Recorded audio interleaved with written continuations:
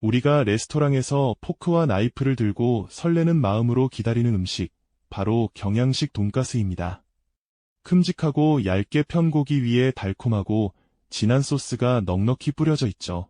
그 옆에는 하얀 쌀밥 한 덩이와 양배추 샐러드, 그리고 마카로니가 정겹게 자리를 잡고 있습니다. 익숙한 풍경은 우리에게 단순한 한 끼 식사를 넘어 특별한 날의 추억이자 위로를 주는 소울푸드와도 같습니다. 그런데 만약 이 경양식 돈가스가 사실은 일본에서 시작된 음식이라면 여러분은 어떤 생각이 드시나요? 조금 더 깊이 들어가 볼까요? 그 시작이 우리에겐 너무나도 아픈 역사, 바로 일제강점기와 맞물려 있다면 이야기는 더욱 복잡해집니다.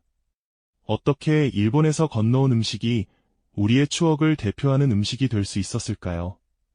이 커다란 접시 위에는 우리가 미처 알지 못했던 역사의 소용돌이와 그 속에서 피어난 한국인만의 특별한 이야기가 숨겨져 있습니다. 지금부터 우리는 돈가스 한 조각에 담긴 놀라운 여정을 따라가 보려 합니다. 이 음식이 왜 우리에게 이토록 특별한 의미가 되었는지 그 비밀의 문을 함께 열어보시죠. 이야기의 시작은 지금으로부터 약 150년 전 일본의 한 항구 도시로 거슬러 올라갑니다. 당시 일본은 메이지 유신이라는 거대한 변화의 물결 속에서 서양 문물을 적극적으로 받아들이고 있었거든요. 높은 모자를 쓴 서양인들이 거리를 활보하고 그들의 생활 방식과 음식 문화가 일본 사회에 빠르게 스며들기 시작했습니다. 바로 그때 서양의 커틀릿이라는 음식이 일본 땅에 첫 발을 내딛게 됩니다. 서양의 요리사가 분주하게 움직이는 어느 레스토랑 주방을 상상해 보시죠. 그는 얇게 저민 송아지 고기나 쇠고기에 밀가루와 계란물을 입히고 빵가루를 묻혀 기름에 부치듯 튀겨냈습니다. 그들은 송아지 고기 대신 구하기 쉽고 일본인들이 더 선호하는 돼지고기를 사용하기 시작했습니다. 튀기는 방식도 서양식처럼 팬에 기름을 두르고 붙이는 것이 아니라 튀김 요리인 덴푸라처럼 깊은 기름에 푹 담가 바삭하게 튀겨내는 방식으로 바뀌었습니다.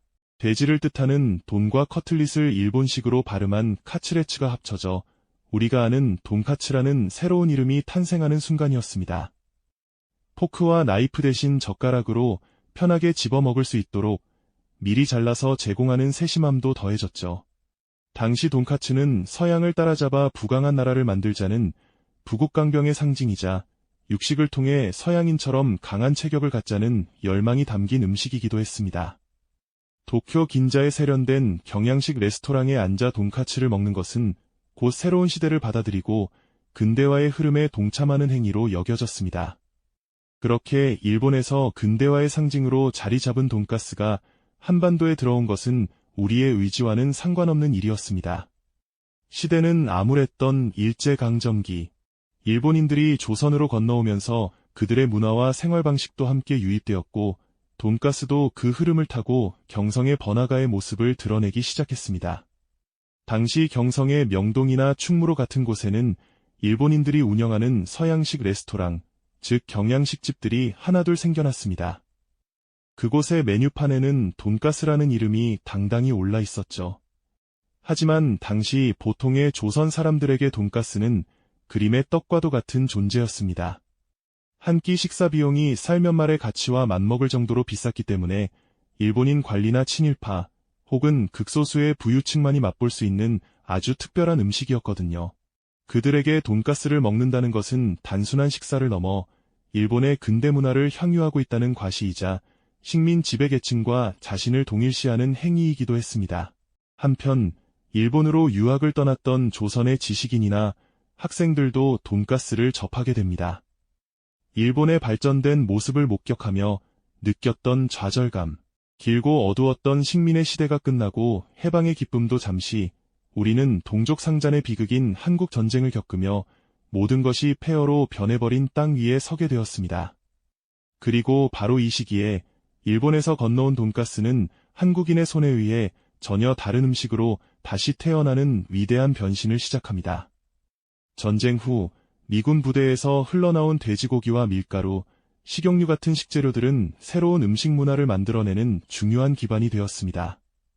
1960년대와 70년대 경제 개발이 한창이던 시절, 사람들은 조금씩 허리띠를 졸라매면서도 특별한 날만큼은 외식을 통해 행복을 느끼고 싶어 했습니다. 일본식 돈까츠가 두툼한 돼지고기의 식감을 살리는 데 중점을 둔다면 한국식 돈가스는 고기를 망치로 두드리고 또 두드려 얇고 넓게 펴는 것을 중요하게 생각했습니다. 귀했던 고기를 최대한 크고 푸짐하게 보이게 하려는 마음이 담겨 있었던 겁니다. 한국식 돈가스 소스는 밀가루를 버터에 볶아 만든 룰을 기본으로 케첩과 설탕, 과일, 채소를 넣어 뭉근하게 끓여냈습니다. 허름하지만 정감 있는 경양식집 주방에서 한 요리사가 땀을 뻘뻘 흘리며 거대한 솥에 담긴 소스를 정성껏 젓는 모습이 눈에 선합니다. 이렇게 탄생한 한국식 돈가스는 밥과 깍두기, 단무지, 그리고 크림 수프와 함께 하나의 커다란 접시에 담겨 나왔습니다. 이는 완벽한 한국형 정식의 탄생이었습니다. 이 한 접시에는 고기와 밥, 국물과 반찬까지 모두 포함되어 있어 부족함 없이 든든한 한 끼를 대접하고 싶어하는 한국인의 마음이 고스란히 녹아 있었던 것입니다. 1970년대와 80년대 월급날 아버지가 큰맘 먹고 가족들을 데려갔던 곳, 초등학교 졸업식 날상으로 사주셨던 바로 그곳이 경양식 레스토랑이었습니다. 붉은 벨벳 소파와 어둑한 조명, 테이블 위 하얀 식탁보와 정중한 웨이터. 아이들은 포크와 나이프로 서툴게 돈가스를 자르며 어른이 된 듯한 기분을 느꼈고 부모님은 그 모습을 흐뭇하게 바라보며 행복을 느꼈습니다. 돈가스 한 접시는 가난했지만 열심히 일하면 더 나은 내일이 올 것이라는 희망의 만이었고 가족을 위해 헌신한 가장의 자부심이 담긴 선물이었습니다. 우리는 일본에서 유래한 음식을 그저 수동적으로 받아들이는데 그치지 않았습니다. 오히려 그것을 우리의 식문화와 정서 속으로 완전히 끌어들여 원형과는 전혀 다른 우리만의 것으로 완벽하게 재창조해냈습니다. 고기를 얇고 넓게 펴서 푸짐하게 만들고 달콤한 소스를 개발하고 밥과 김치를 곁들여 먹는 이 모든 과정은 외래 문화를 주체적으로 수용하고 우리식으로 변형시키는 한국인의 뛰어난 창의성과 자존심을 보여주는 강력한 증거입니다. 오랜 세월 한자리를 지켜온 노포, 경양식집 사장님의 주름진 손은 수십 년간 변함없이 돈가스를 튀겨내고 소스를 끓여왔습니다. 그분에게 돈가스는 생계를 위한 수단을 넘어 손님들의 기쁜 날을 함께해온 삶의 역사 그 자체일 겁니다. 이처럼 돈가스는 일제강점기라는 아픈 역사의 흔적을 넘어 해방 후 우리 민족의 손으로 새로운 생명력을 얻고 고도 성장기 한국인의 꿈과 희망을 함께한 음식이 된 것입니다. 이것이 바로 우리가 돈가스 한 접시 앞에서 단순한 맛 이상의 깊은 감동과 자긍심을 느끼는 이유입니다.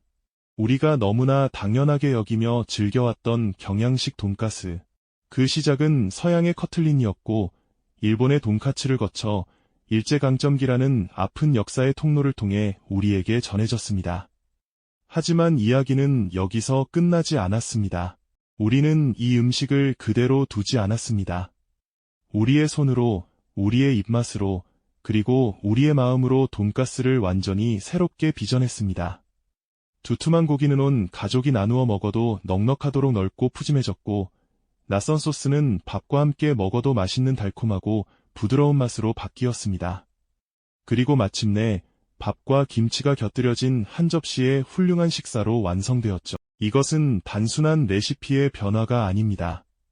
외래 문화를 무조건적으로 따르는 것이 아니라 우리의 방식으로 소화하고 재창조하여 결국에는 가장 한국적인 것으로 만들어내는 우리 민족의 놀라운 저력과 문화적 자존심을 보여주는 생생한 증거입니다. 오늘날에도 경양식 돈가스는 여전히 우리 곁에서 세대를 이어 사랑받고 있습니다. 이제 우리에게 돈가스는 단순한 한 끼 식사가 아니라 질곡의 역사를 이겨내고 우리만의 문화를 꽃피운 한국인의 자존심을 상징하는 특별한 음식이 되었습니다.